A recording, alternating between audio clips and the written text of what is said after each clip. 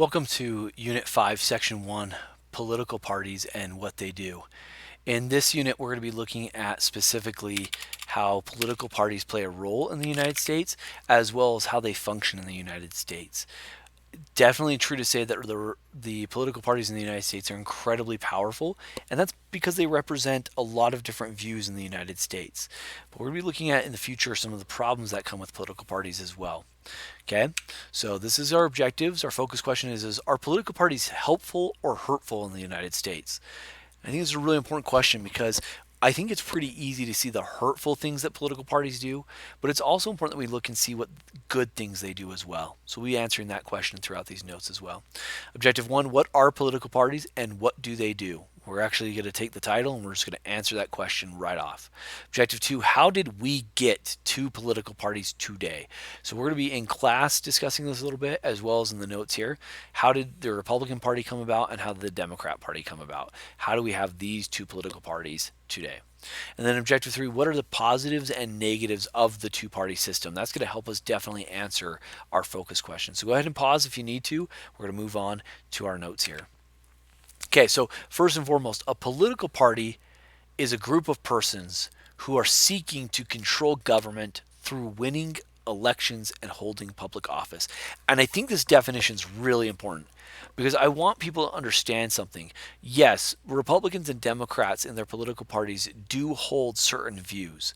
They do have certain points and morals that they're willing to stand up for. But at the end of the day, political parties exist to win elections so they can control government and that they can then make policies through public offices. Okay? And I think that's very important because sometimes I think we put so much into political parties that we don't understand that their purpose at the end of the day is to win.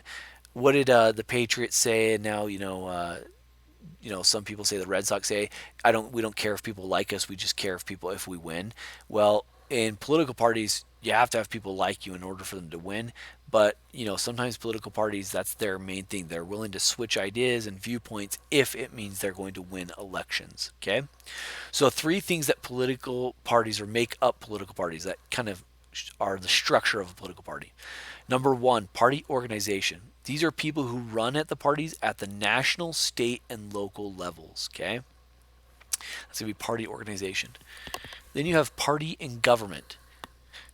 These are candidates and office holders, again, at the national, state, and local office. So you might say, what's the difference between party organization and party and government? The party organization is people who are helping the party and government.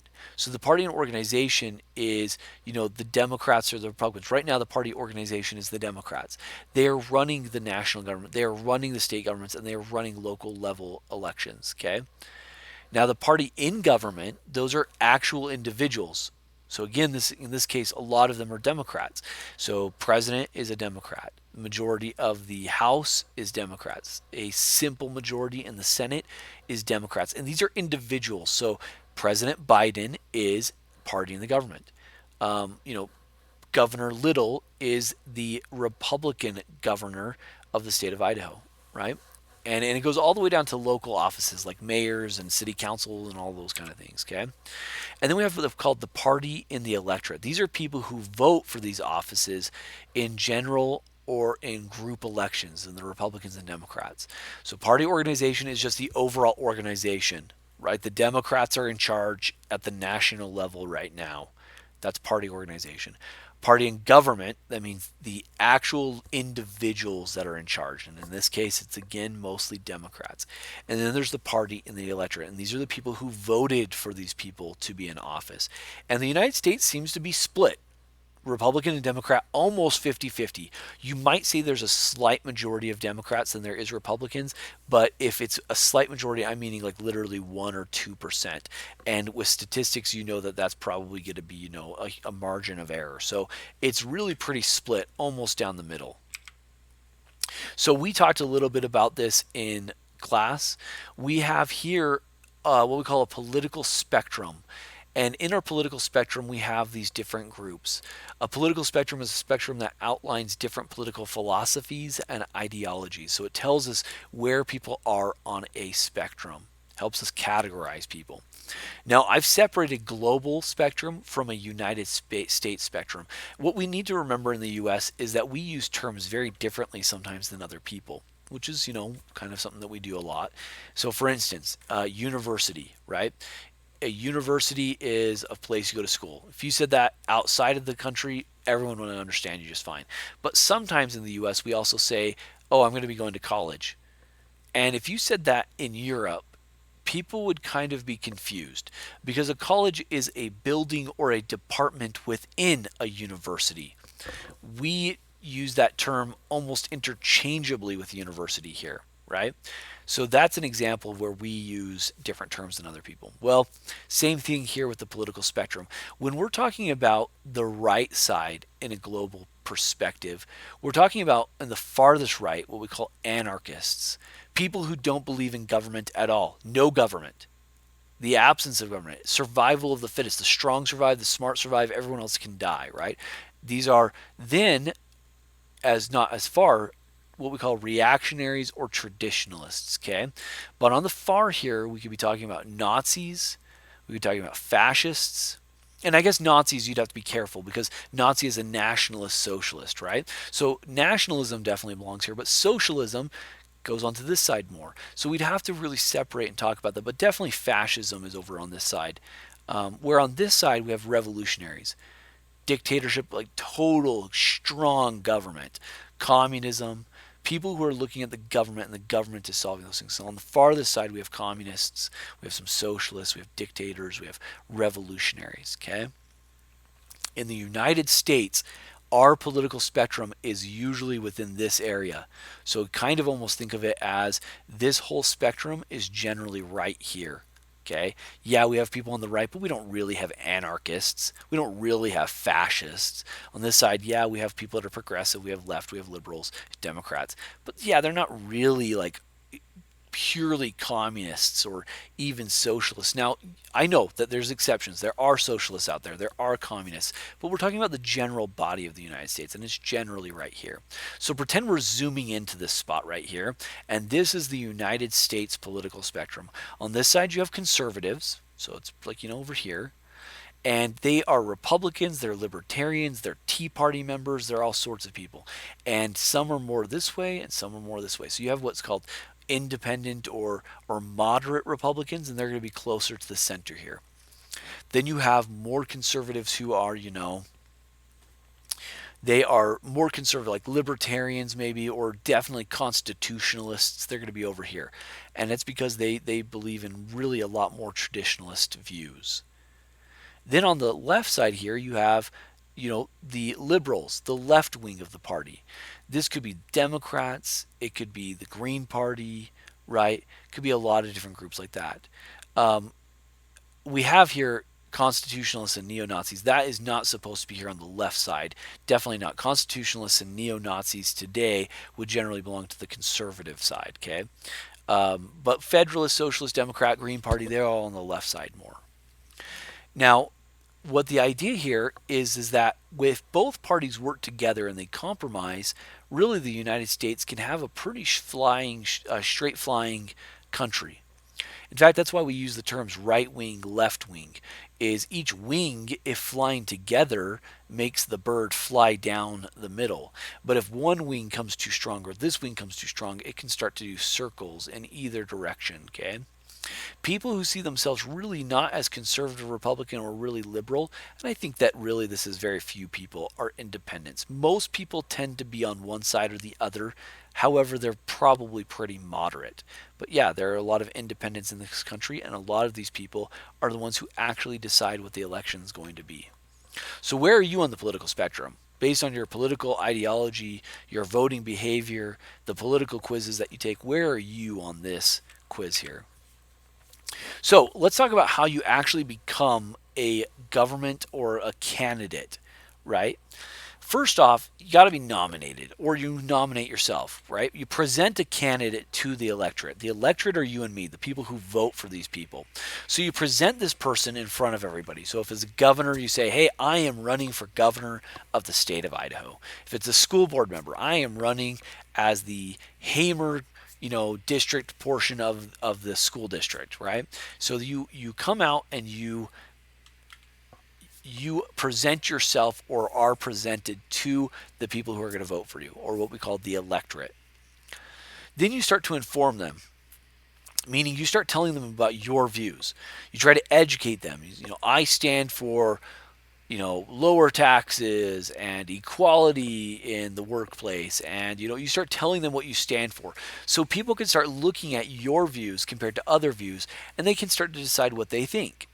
Now, obviously, if you're a candidate, you're going to try to make yourself look as attractive as possible in your political ideology. So sometimes you'll see conservatives, when they're running against liberals, they will, in more liberal areas, start to moderate themselves a lot, because they obviously don't want to be way far extreme, because then that group won't vote for them, and vice versa. Both groups do this, okay?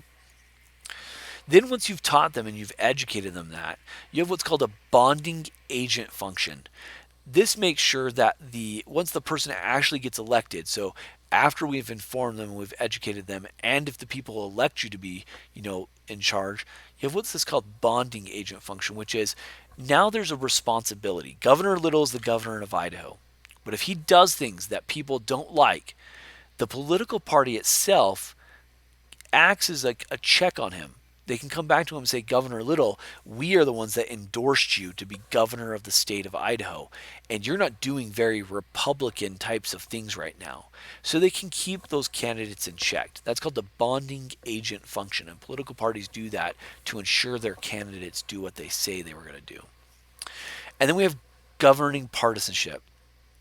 This is strong support for your party. Now, if your party is in complete control, then you get to really kind of do a lot of things without being what's called bipartisan, without working with the other side.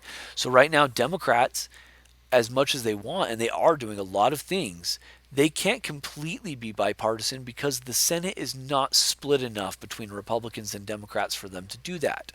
So what they have to do instead is they have to be bipartisan. They have to work with the opposite party in order to get things done. And the last thing that a political party does is they're a watchdog. Okay? Meaning, right now, the Republicans, they're not in charge. It kind of hurts, right? They're kind of upset that they're not the ones in charge anymore, that their leaders and their people got kicked out. But what they're doing right now is they're acting as what's called the watchdog party, meaning they're watching the other political party and they're reporting any bad things as much as humanly possible about that political party, to make sure that they can get reelected in the future, number one. But number two, this is a good thing for you and me, because it helps us make sure that no political party is getting too strong, right? So as much as, Democrats dislike Republicans, right now the Republicans are making sure that the Democrats are not going over the board. They're not going over the top. And when Republicans, are back in control, the Democrats will do the very same thing, okay? So here's a history about the two-party system. I really don't want you to write this down. I we're going to talk a lot more about this in class, okay? But the two-party system has a very complicated historical past. And here's what I really want you to know. If you're looking at the Democrats, a lot of Democrats will definitely say, oh, Thomas Jefferson started our political party. And I don't think that's really accurate. And I think most historians would say, no, definitely not. He was part of what was called the Democratic Republican. But you definitely could say that the founder of the Democrat Party is Andrew Jackson. Now, you might say, well, why? And why was Thomas Jefferson even considered a Democrat? Well, it's because both these men were men of the people. What I mean by that is Thomas Jefferson, although very rich and actually really not a man of the people, he gave that image. People felt like he was more accessible. He showed up to his own election, his own inaugural address, in plain clothes that you would just wear just every day. And he didn't give these pomp and huge ceremonies and stuff. He tried to be a common guy, a guy of the people, and people really liked that at the time. But that does not mean that he politically is like a Democrat today. Even Andrew Jackson, who we definitely would say is the founder of the Democrat Party, today you really couldn't look at him and say, yeah, he's definitely like a Democrat today. Meaning, Andrew Jackson was a pretty racist and pretty terrible person when it came to Native Americans or African Americans. And if you look at the Democrat Party today, they are very not there. I mean, they're not at all that way, right? So Andrew Jackson is, we're going to say, the founder, and this is what I would want you to write down. Andrew Jackson is the founder of the Democrat Party. Okay, I just want you to write that down. Now, where do the Republicans come in? The Republicans are a much more recent one. So if you look, here's Andrew Jackson. This is 1828, right? We'd have to go significantly later. The Republicans were a third party that was created because they had one single issue in mind that they wanted to stop, and that issue was slavery. Republicans hated slavery. They wanted to get rid of slavery. They did not feel like it was good for the republic. It was not a good thing for the country. That political party, and this is what you need to write down, the founder of the Republican Party is Abraham Lincoln. We could talk about people earlier like Henry Clay, and there's definitely some merit to what they're saying here, but definitely Abraham Lincoln is the founder of the Republican Party. And Republicans love that, right? They love to say, well, our founder was Abraham Lincoln because he was such a great guy. But it's important to remember two things. Number one, Abraham Lincoln had his own issues. And number two, today, Abraham Lincoln, economically, Abraham Lincoln on taxes saw things very differently than what Republicans see them today. So just because these are the founders of these two political parties does not mean that they represent those political parties in their viewpoints today at all. So let's talk about the electoral system here for a minute. A single member district, or what we call a winner take all system, is where whoever gets the most gets all. So let me give you an example. In Idaho, whoever gets the most electors gets all the electors. So let's say that you got 55% of the vote in Idaho and somebody else, got 45% of the vote. Well, even though it's pretty close and that person who had 45% still had a huge group of people in Idaho, ultimately the person who got the most is not only the winner, but gets all of the what we call the electoral college votes, okay? We'll talk about that in the future. So what that means exactly, I understand you might be confused, but what that means is the person gets all of the electoral college votes voted for them. So Idaho has 4 electoral college votes. If it was a 55 to 45 vote right, proportionally that would mean that one would get probably 3 and one would get 1. But in the winner take all system, no, they got the most, so they get all of them. So the person who got the 55 gets all 4, even though 45% of the state didn't want that. That's called a single member district or a winner take all district. There's also what's called the plurality. This is when a person who wins the majority of the votes wins the election. It's just a plurality. It's like a single member district, except it's more simple in a democracy. It's just whoever wins the majority gets the election. There's bipartisan, which means that both political parties work together to find common ground together and to solve problems. And a consensus is when there's general agreement amongst people. And so I think, for instance, most Americans, rather, let's talk about gay marriage. Most Americans are okay with the fact that people who love each other can get married, right? Now, there's some people who are very against that, and there are some people who are totally for that. But most people in the United States are okay with that. Most people in America think that homosexuals or transgenders should be treated equally under the law, meaning they shouldn't lose their job, they shouldn't be, kicked out of places or picked on or any of those things, that they should be treated equally under the law. You could definitely find people who are against transgenderism or homosexuality. You can definitely find people who are for it. But the vast majority of Americans are not okay with it, but they're okay with the idea that they're treated under the law equally, right? That's a consensus, is when the general population of people in the country believe the same way. Okay, so let's talk about a multi-party system. This will be our last section of notes right here. This is different than our system. Again, we're under a winner-take-all system, a single district system. And so this has to do with two parties versus a multi-party system. Multi-party systems allow you to have many people represented in different parties. This gives you more choices than just two, meaning you might say, I don't really like the Democrats. I definitely don't like the Republicans, but I kind of like agree with this group that's similar to the Democrats, but not completely there. So, for instance, maybe you're okay with redistributing wealth. Maybe you're okay with taxing people more money, but you're against abortion. Well, there might be a political party that you can go and get, right? Not in this country. In this country, really, you have to vote Republican or Democrat in order to win, because anybody else is not going to win. Third party members have never won in this country. So you're going to have to vote for one or the other. But in countries like England and Germany, there's a lot more variety. So you might say, you know what, I'm not voting for the Republicans because if I vote for, libertarians, for instance, a group that looks like Republicans in a lot of ways, but is also very liberal in some other ways. If I vote for them, they're going to get some of the vote. And when they get some of the vote, they're going to still have some representation. It might be small, it might be a little bit, but they'll have some. Now, the reason England and Germany do this is it seems more fair, right? Everybody who wins gets the amount of the percentage of what they won. So if I got 5% of the vote, I get 5% of the representation. If I got 80% of the vote, I get 80% of the representation. So people really like that idea because it seems fair. Here's why in the United States we don't do it and why some people don't like this system.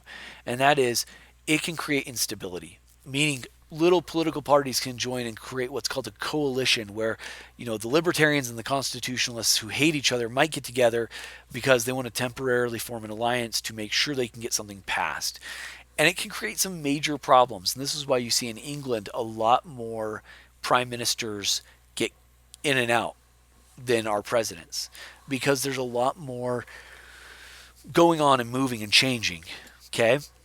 And you can see that this is compared to a dictatorship when just one political party is in complete control and is in total control of the entire government. So this is the difference between a two-party system like us, multi-party system like England and Germany, and a dictatorship like Libya was, or like other countries you could look at are like North Korea is, right? These are dictatorships. And that's going to be the end of our notes there. Let's make sure we have all of our objectives answered. What are political parties and what do they do? It's that first part there. This is a political party, and what do? They do these things right here.